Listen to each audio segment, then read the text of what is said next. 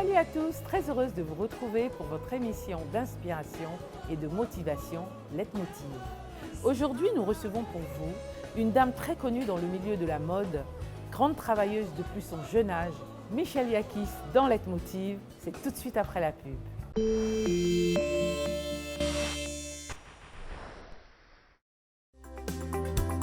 Pour éviter la propagation du coronavirus, soyez attentifs aux signes suivants. Une forte fièvre, une toux persistante, des difficultés respiratoires et des douleurs musculaires. Pour toute information ou si vous observez ces signes, appelez le 143 ou le 101. Envoyez coronavirus par SMS au 13 66. Vous êtes chef d'entreprise, cadre ou jeune entrepreneur? Votre parcours et votre histoire peut inspirer ou motiver la jeunesse africaine. Participez à votre émission Leitmotiv sur RTI2 et partagez votre expérience avec ceux qui en ont besoin. Infoline. Leitmotiv.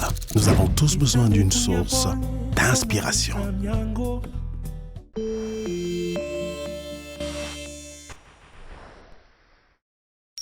Michèle Yakis, bonsoir. Bonsoir Corinne. Très heureuse de vous recevoir sur notre plateau. Merci, moi également.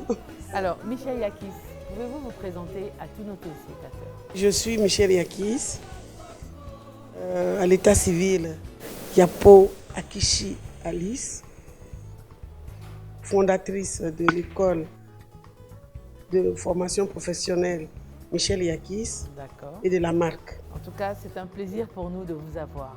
Merci. Michèle Yakis, pouvez-vous nous raconter votre enfance et votre cursus scolaire? Mon enfance s'est passée à Montezou, Oui. Qui est votre village? qui est mon village. Maternel ou paternel? Les deux. Ah, ben dis donc. Les deux dans la sous-préfecture d'Alépé. D'accord. Né en 28 mars. On ne dit pas l'année, parce que Non, quand c'est n'a trop, pas on ne dit besoin. plus l'année. Oui, on n'a pas besoin. Et puis, rentré très tard à l'école, à l'âge de 9 ans. Ah, d'accord. Mais Oui, pourquoi? parce C'était dû que à quoi? c'est parce que à cette époque, les filles, c'était pas très priorité. C'était pas la priorité. C'était pas la priorité pour les études, en fait. Pour les études. On priorisait Et puis les garçons. Voilà. Et puis, il y avait les moyens aussi, mais c'est surtout les filles, c'était pas la priorité. D'accord. Et Alors donc vos parents décident de vous mettre à l'école à 9 ans. Oui, parce que j'ai insisté. Je pleurais. Et je voulais aller à l'école. Votre primaire à 9 ans. À 9 ans. Alors comment ça se passe? Alors à 9 ans, donc on rentre à l'école primaire. Et 3 mois après, c'est-à-dire après les congés de Noël, on passe en classe supérieure. En CP1. CP2. Parce que déjà, on était très mûrs, déjà. Donc, ça passait très vite. Ah, d'accord. Et donc, on a estimé que certains élèves devaient aller en CP2. Et donc, je faisais partie de ces élèves-là. De ces élèves-là. Donc, et donc, ça a été studieuse. Oui, un peu. Les autres peuvent le dire. Oui, je pense. Donc, ça a été assez rapide. D'accord. Alors, vous arrivez à votre entrée en 6e? Oui, entrée en 6e. Certificat, le CP, oui. où j'étais la première de la sous-préfecture d'Alépé. Waouh, félicitations. J'avais pour voisin le ministre Adama Koné, ministre actuel. C'était mon voisin de classe. Et puis donc. J'espère qu'il travaillait bien. Très bien, c'était une concurrence. Hein. C'est bien, c'est bien. Ah oui, voilà. Et après alors après, le CP, on n'a pas encore eu les résultats de l'entrée en 6e, mais tout de suite, une occasion s'est présentée et je suis partie tout de suite en France. D'accord. Et c'est arrivé à Paris que j'ai appris que j'étais orientée au collège moderne de Kassam. D'accord, ok. Alors donc là, vous arrivez toute jeune en France? Toute jeune en France, vraiment jeune. Parce qu'une opportunité s'est présentée à votre famille. Oui. Et comment se passe alors votre adaptation dans ce nouveau pays? Ben, l'adaptation s'est passée très bien. Vous vous êtes pas senti dépaysé? Pas vraiment, pas vraiment. Vous étiez où en France? À Paris. D'accord. Une grande ville, hein? Dans le grand... Ah oui, une grande ville, mon Dieu. Mais j'étais pas dépaysée parce qu'une personne... Je suis une personne de nature très curieuse. Donc vraiment, je n'étais pas vraiment dépaysée. Ça, c'est bien, ça, c'est bien. Mais j'étais déjà inscrite avant d'arriver à Paris dans une école de couture. Et à ce moment-là, est-ce que vous saviez déjà ce que vous aviez envie de faire? Non, pas du tout. Je n'avais aucune idée. Je voulais seulement étudier. D'accord. Et j'arrive, à ma grande surprise, j'étais déjà inscrite dans une école de... Tout était déjà bien organisé. Tout était donc c'était déjà une école de couture où mais on apprenait donc la couture et on passait un BEP. Voilà, au collège où on apprenait la couture et j'étais déjà inscrite. Vous avez vraiment commencé très tôt dans la couture. J'ai commencé très jeune. Sans savoir que ça allait devenir une passion. Je ne voulais pas. Il y a eu vraiment une tension. Alors comment ça s'est passé ça? Comment vous avez réussi à accepter le fait qu'on vous impose de vous mettre dans une école de couture? Nous, à l'époque, ce n'est pas souvent le cas maintenant, on était un peu disciplinés. Donc, on écoutait toujours les aînés, les parents. Donc, on me dit, mais tu finiras un jour par apprendre un métier. Donc, quitte à faire, fais-le maintenant. Alors, donc, comment se passe justement alors les premiers jours dans cette école de couture? Comment vous découvrez justement ce métier? Ben, les premiers jours... c'était pas si désagréable que ça parce qu'il y avait beaucoup d'Africaines. Donc déjà, je ne me suis pas sentie trop seule. Bien sûr. Beaucoup de Camerounaises, des pays de la sous-région, d'autres pays d'Afrique. Et donc tout de suite, bon, on a... Vous vous êtes intégrés, quoi. On s'est intégrés et voilà, très bien accueillis par les professeurs. Et il s'est avéré que vous étiez une très bonne élève. Par la suite, à force de travail, bien sûr, parce qu'il y a notre professeur principal de couture, Madame Vramout, je ne vais jamais oublier son nom, Madame Vramout, qui nous a... On était deux qui étions très jeunes, une Tchadienne et moi. Pascaline aussi, je me souviens de son nom. Et donc, elle nous a pris tout de suite en main et... Ben, c'était vraiment le boulot à fond. Elle vous a bien encadré? Bien encadré. Et là, vous faites combien d'années? Alors, on était donc en classe de CAP. Et donc, on devait faire 3 ans pour avoir le CAP. Mais elle nous a fait tellement travailler que nous avons passé le CAP en 2 ans. En 2 ans? En 2 ans. Ah, c'est fabuleux, ça. Au lieu de 3 ans. D'accord. Donc, après 2 ans, vous obtenez donc votre CAP. Mon CAP. Et qu'est-ce que vous décidez de faire à ce moment? Eh bien, j'ai changé d'école. Je suis allée à l'école, au lycée Albert Demain. Toujours à Paris? Toujours à Paris, pour préparer le BP. Et donc, voilà, j'avais pris Mme Vramout, mais bon, j'étais déjà... Il y avait d'autres professeurs aussi qui vous encourageaient? Voilà, qui nous encourageaient. Là, vous faites combien d'années pour avoir maintenant le BEP? 2 ans. D'accord. 2 ans, et là, je décide de... Entre-temps, j'étais venue en vacances. En 1973. Et puis donc je suis repartie et après donc le BP, je décide de rentrer en Côte d'Ivoire. Parce que je suis l'aînée d'une famille et quand je suis venue et que j'ai vu les autres, je me suis dit il faut que je revienne donner un coup de main à mes petits frères et mes petites sœurs. Pour encadrer les autres. C'est comme ça que j'ai décidé de Donc rentrer. après le BEP, vous ne faites pas de stage, vous ne faites rien du tout? Non, mais tout le long de notre formation... C'est en même temps théorie et pratique? Théorie et pratique. D'accord. Chaque fois qu'un élève avait de bonnes notes, ou à chaque congé de Noël, de Pâques, on partait faire des stages. Mais j'ai toujours travaillé dans les ateliers, que ce soit pendant les vacances, pendant l'année scolaire, à chaque congé, j'ai toujours... travailler dans les ateliers. Mais pendant tout votre séjour en Europe, qu'est-ce qui vous a le plus marqué pendant cette période d'apprentissage? Est-ce qu'il y a quelque chose qui vous a vraiment marqué? D'abord, c'était pas... Il n'y avait pas de... C'était pas la France d'aujourd'hui. Déjà, oui. Déjà, il n'y avait pas autant d'Africains. Il y en avait, mais les Africains étaient aimés. C'est différent de maintenant. C'est différent de maintenant. Où on a une mauvaise image de l'Afrique. Donc j'ai eu de très bons rapports. C'était des amitiés partout. Et donc vraiment, je me suis sentie bien. mais pas au point de vivre là-bas. Tout à fait, d'accord. Voilà. Alors donc à cause de vos petits frères et De- petites sœurs, de vous la décidez famille, de rentrer pour oui. pouvoir donner un coup de pouce Oui, à vos parents à pour mon- que les petits aussi puissent aller à l'école et puissent aller à puis l'école. apprendre quelque chose. Voilà. Donc, Alors vous arrivez en je Côte suis rentrée en d'Ivoire. 74. Et comment ça se passe alors l'arrivée en Côte d'Ivoire? Oui, là, arrivé en Côte d'Ivoire, à Abidjan, donc j'étais un peu dépaysée. J'avoue, parce que je n'avais pas beaucoup vécu à Abidjan avant d'aller en France. Ouais. Vous êtes quand même resté 5 ans hein, en France. Ou 4 ans. 4 ans, d'accord. J'avais pas beaucoup vécu à Abidjan avant d'aller en France. Je suis venue 2 fois en vacances à Abidjan, mais je n'avais pas vécu sur une longue durée. J'avais une grande sœur que j'avais connue en France, à l'école, Madame Rita Berthet, qui m'avait accueillie chez elle. Et donc, elle m'a demandé si je voulais repartir. Que si je voulais repartir, elle m'obtenait une bourse, j'allais repartir. D'accord. Mais j'ai oublié de vous dire, entre-temps, arrivé à Paris, ma bourse a été transférée. Parce que j'étais orientée Oui. au lycée, Au lycée collège de Bassam. Oui. Donc ma bourse a été transférée en France. Donc j'étais boursière. Aïe. Oui, c'était super. C'était super. Voilà. Donc je reprends. Quand Mme Berthet m'a accueillie chez elle, et puis je dis non, je ne repars plus. Je reste, je m'occupe des petits et tout.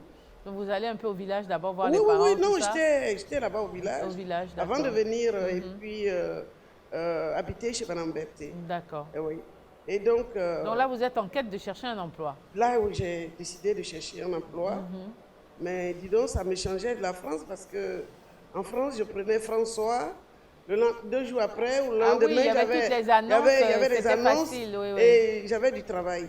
Mais c'était ici, ce facile. n'était pas le cas. Oui. Donc, avec un ami qui m'accompagne au plateau, je regarde un peu les magasins de prêt-à-porter parce que c'était mon domaine.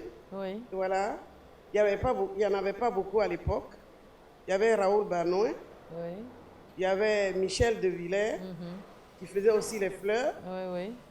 C'était les 2 grandes maisons de haute couture à l'époque sur le plateau. Et donc je suis passée chez Raoul Barnoy.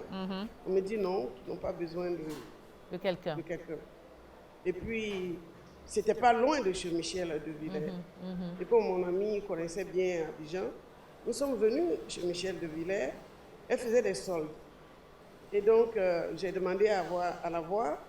Et il y a une des vendeuses qui m'a dit non, elle est très occupée, revenez la semaine prochaine après les soldes. Je n'ai pas trop insisté. Ok. Donc, effectivement, je suis revenue la semaine d'après. Et là, elle m'a reçue. Et puis, mais vraiment, il fallait beaucoup de courage pour aller travailler là-bas. Elle m'a reçue d'une manière... C'était une femme qui avait vraiment de la Oh là poigne là, de caractère. Mon Dieu. C'était une femme qui avait du caractère et qui était... la première rencontre, vous êtes Tendu. tendu et puis bon. Donc déjà, vous avez une mauvaise impression. Une mauvaise impression. Ouais. Et en plus, il y a une des vendeuses, une Italienne, elle m'a dit, quand j'ai fini l'entretien, je partais, elle m'a dit, mademoiselle, attention, la dame là est très difficile et elle est raciste. Je dis, je lui ai répondu, Ça ne vous a pas découragé? ça ne m'a pas découragé. Je lui ai répondu, les personnes difficiles savent toujours ce qu'elles veulent. Et raciste, je viens de la France. Ouais. Même si j'ai eu de bons contacts, il y a toujours des gens racistes. Donc, je sais de quoi il s'agit. Tout à fait. Ça ne m'a pas découragé. Très bien. Je suis venue. Je suis venue à la date prévue pour commencer le travail. Et Donc, votre entretien s'est passé comment? Elle vous a posé des questions? Elle m'a demandé qu'est-ce que j'ai fait en France. Je lui ai dit, je lui ai montré, elle m'a demandé si j'ai travaillé. Tous les documents. Je lui ai même montré mes bulletins de paye parce qu'entre-temps, j'ai fait des stages, j'étais très bien payée. Bien sûr. Et puis, quand je lui ai montré les bulletins de paye, elle dit, oh, moi, ça ne veut rien dire, je ne fais rien avec ça. Et Peu importe ce qu'on vous proposait, vous étiez prête, il fallait Peu importe travailler. ce qu'on me proposait. Oui, il fallait travailler. Cette dame m'a proposé 25 000 francs CFA. Non. Elle m'a dit, c'est à prendre ou à laisser. Waouh. Et donc, je lui ai dit, il n'y a pas de problème, je viendrai. Je suis venue. des fois, ça ne sert à rien d'expliquer les choses aux gens. Il faut faire ses preuves. Il faut faire ses montrer preuves. ce dont on est capable. Exactement. Alors, Michel Yakis, votre histoire est très intéressante, mais je vous propose de revenir sur votre parcours juste après la pub.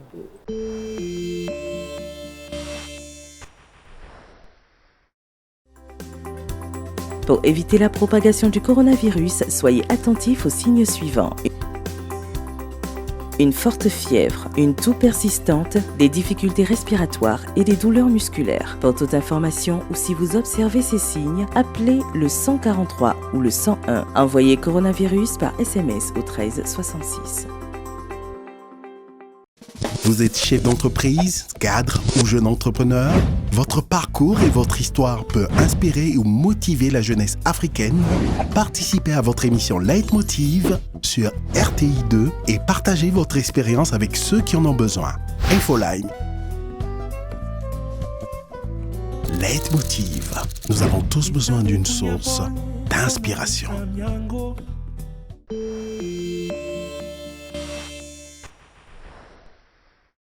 Alors Michel Yakis, je profite de cet instant pour souhaiter une très bonne fête des mères à toutes ces mamans qui nous regardent dans toute l'Afrique et ailleurs d'ailleurs. Michel, un mot? Ce n'est pas facile d'être maman, d'être papa aussi. Ça c'est vrai. Mais encore plus d'être maman, Oui. c'est pas facile. Bonne fête. Je dis toujours, on devrait nous fêter tous les jours. Alors moi je suis d'accord avec vous. Oui, bonne fête des mères à toutes ces dames qui nous regardent. Alors Michel Yakis, comme on le disait tout à l'heure, vous rencontrez une dame qui vous fait une proposition. Vous travaillez dans sa boutique au plateau et malheureusement qui ne sera peut-être pas très bien payée à votre goût, mais vous voulez tellement travailler que vous êtes prête à tout, vous acceptez. Oui, Corinne, j'ai accepté. J'ai accepté d'être payée à 25 000 francs CFA. Alors comment se passent ces premiers jours dans cette entreprise? Ben, c'était des présentations, des tâches à faire. Il y avait... Votre rôle c'était quoi? J'étais la seconde de L'assistante de madame? De la responsable de l'atelier. Ah d'accord. Il y avait une responsable Il y d'atelier. avait une responsable. L'italienne qui m'avait dit que la dame était raciste. D'accord. J'étais son Là assistante. vous étiez la seconde. J'étais la seconde. D'accord. Et donc, à l'atelier. Et c'était un atelier, un grand atelier, qui était compartimenté. Il y avait un côté où on faisait La couture. Beaucoup de retouches et quelques sur mesure. Et l'autre côté, on faisait les fleurs. On faisait des corbeilles de fleurs. Donc, il y avait ceux qui faisaient les corbeilles de fleurs et ceux qui faisaient la couture. Tout à fait. Donc, on était dans la même salle. Et donc, j'ai commencé. Comment Donc, ça j'ai s'est eu passé? mes 25 000 francs le mois, à la fin du mois. Et puis, nous avons entamé le deuxième mois. Et puis, je ne lui ai rien demandé. Elle m'appelle. Et puis, mon salaire était presque... Doublé. Non. Quadruplé. Quadruplé même. Quelle fut votre surprise quand vous avez vu que votre salaire a été quadruplé après le premier mois? Après le premier mois, on Ouais. était dans le deuxième. Mais elle ne va pas te faire des compliments, dire voilà, je suis très... Je suis contente Oui, et tout machin, ça, oui, oui. Elle dit rien. m'appelle, Ouais, ouais. Elle m'a dit vous serez désormais... Et puis, bon, moi, je ne m'occupais pas de mon salaire, j'ai pris le travail à bras le Oui, à partir du moment où vous avez accepté de travailler, Et moi, je travaillais fallait sans faire ce qu'on... penser Voilà. au salaire. Tout à Donc, fait. elle et moi, ça a été deux caractères Fort. forts. Il y a eu des hauts et des bas, et puis des étincelles. accrochages, oui, beaucoup même. Mais elle ne m'a pas pourtant renvoyé. Et puis, entre-temps, l'italienne est partie. Ma responsable directe est partie. Oui, oui. Et c'est moi qui ai pris... Elle vous a proposé donc de remplacer la responsable. J'ai remplacé la responsable. Là, ça faisait déjà combien de temps que vous étiez dans l'entreprise? Oh, ça devait faire même pas un an. Ah d'accord, Ça ne ok. faisait pas un an. D'accord, donc là, vous prenez la place de la Je responsable. prends la place de la responsable. Je m'intéresse côté fleurs. À chaque fois que je n'avais pas grand-chose à faire côté couture, j'étais toujours en train de les aider. Et je me retrouve en train de faire de monter des corbeilles de fleurs. C'est bien. Et c'était une maison c'était la maison attitrée en fleurs à la présidence de la République. Ouais, donc vous aviez quand même tous les bons marchés On avait tous les sur bons Abidjan. marchés sur Abidjan. L'Assemblée nationale, Philippe Yassé, Ah oui, ça, franchement. la présidence, contact direct avec Mme Blazané. C'est magnifique, ça. Vous avez une belle expérience parce Non, que mais vous avez tout de suite appris beaucoup de choses Tout de et suite, avec tout de vraiment des suite. personnes Et bon, elle a eu intéressantes. confiance en moi. Elle m'a mis au devant. Donc, quand elle n'est pas là, il fallait demander après Alice. Donc vous Et êtes donc, c'est devenue moi tout qui- de suite voilà, en fait c'est un moi. peu la patronne entre guillemets de cet établissement. À Yamoussoukro, la maison des hôtes de Yamoussoukro, Oui, oui. c'est le président Giscard d'Estaing qui a inauguré. Et donc, nous avons Tiens, travaillé. vous avez eu l'honneur de rencontrer toute la- Giscard d'Estaing. Je ne l'ai pas rencontré, Ouais. mais nous avons travaillé toute la nuit avant son arrivée. Oui, oui. Nous sommes Ok. partis Pour préparer juste son arrivée à la pour maison des préparer hôtes de son arrivée. Yamoussoukro. Voilà, Oui, c'est oui. ça. Ah, Nous c'est un avons- beau souvenir Ah oui, que de vous très- gardez. de très bons souvenirs. Oui, oui, j'imagine. Voilà. Donc, j'ai. Donc beaucoup la travaillé confiance dans se les crée fleurs. entre vous et C'est- votre patronne. Et- Entre-temps, nos palabres étaient finies. J'étais devenue sa petite oui, un peu confidente. comme une personne de la famille, Oui, finalement. Oui, comme Toutes les sa tâches fille. vous étiez Et elle confiées. a dit, ah, tu sais, des fois, elle s'est mise un peu dans ma vie, un peu privée. J'étais jeune fille, bon, elle voulait donner des conseils et tout. J'étais obligée de la cadrer. La freiner un peu des Alors fois. un jour, elle me dit, mais tu sais, c'est parce que je te prends comme ma fille. C'est l'une des premières fois où elle me dit quelque chose De gentil. de Oui, vraiment oui. touchant. Tout à fait. Voilà.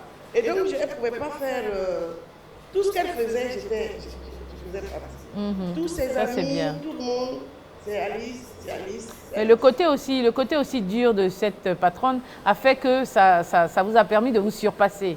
Oui, de me surpasser, mais je veux dire, devant cette dame dure, il y a un fond très gentil. De douceur. De douceur. On sent que c'est quelqu'un qui avait besoin de... Elle n'avait pas Elle eu de était quand fille. même humaine, Elle ouais, ouais. avait deux garçons, elle n'avait pas eu de fille. Elle était humaine, mais avant d'accéder à ça... Elle je crois était dure, il y qu'elle avait est- beaucoup de rigueur dans le travail. de rigueur. Ce qu'il faut d'ailleurs. Voilà, donc vraiment, la rigueur, en plus de la France, j'ai beaucoup appris avec elle. Un lundi, elle vient d'Assini. Je ne sais plus si c'est à Suendé à l'époque. Je ne sais plus, en tout cas, elle venait dans le week-end De la long. plage, oui, oui. Et puis, elle m'appelle dans la cabine d'essayage et puis elle me dit, tu sais, elle me montre un petit bouton. Elle me montre un petit bouton, elle me dit, tu vois, j'ai un peu mal, je ne sais pas ce que c'est, j'ai peur. Et puis, elle me fait toucher. Et puis, elle dit, bon, je vais chez le docteur Jutin. C'était l'un des Meilleur docteur de la place. D'accord. Voilà, c'est c'était Européen. un Européen, son ami aussi. Et puis, elle va là-bas, on prélève, ça va en France, le résultat tombe, je crois 8 jours après, je ne sais Ouais. plus, c'est 15 jours, un cancer, Cancer du sein. cancer du sein Aïe, aïe, aïe. généralisé. Seigneur. Alors, ça nous tombe tous dessus comme... Ah oui, comme vraiment... Ouf, mon Dieu, un gros parpaing qui tombe du ciel. Immédiatement, elle devait partir en France. Donc, elle est partie, vraiment, en me confiant La boutique beaucoup de choses. et tout, oui, oui, bien sûr. Il y avait Toutes les responsabilités, en fait. toutes les responsabilités, le carnet rouge, Le fameux carnet rouge où il y avait toutes les bonnes adresses, toutes les adresses des personnes, de tous les clients, les lignes personnalités rouges, d'Abidjan, les, oui, oui. les téléphones rouges étaient dans les carnets rouges. Alors on l'appelait le carnet rouge. J'avais ça en main. Donc les gens devaient m'appeler, même ceux qui devaient nous livrer des fleurs. Ça, on faisait le muguet. Bien On sûr, passait chaque des année. nuits, des nuits oui, à oui. faire le muguet. Donc tout ça, j'avais tout ça sous ma responsabilité. Vous avez eu une bonne formation. Hein. Sur le terrain, ça a Sur été le une très terrain, bonne ouais, formation. Après l'école, sur le terrain, les 4 années passées chez elle, ça a été... Alors là, vous vous retrouvez toute seule à diriger. Oui, toute seule. Et le avec, côté fleurs oui, et le côté couture. oui, on dirait- Est-ce que ça n'a pas été difficile? Est-ce que vous vous en Non, êtes ça sorti? n'a pas été difficile parce que Vous aviez déjà la main, en on fait. avait déjà la main. Donc, il n'y avait pas eu de problème. Notre problème, c'était sa santé. On n'avait pas de bonnes nouvelles qui se dégradaient. Bien sûr. Et Elle est venue faire un tour Abidjan. à Abidjan, elle est repartie et en partant, elle m'a dit j'attendais un enfant. Oh. Et donc elle m'a dit si tu fais un enfant, si c'est un garçon, c'est Michel. Si c'est une fille, c'est Michel. Tu donnes mon prénom. Dans sa maladie, parce qu'elle croyait pouvoir revenir, elle a même expédié la robe de baptême de l'enfant. Oh, magnifique. Non, j'avais accouché, donc on a dit que c'était une fille.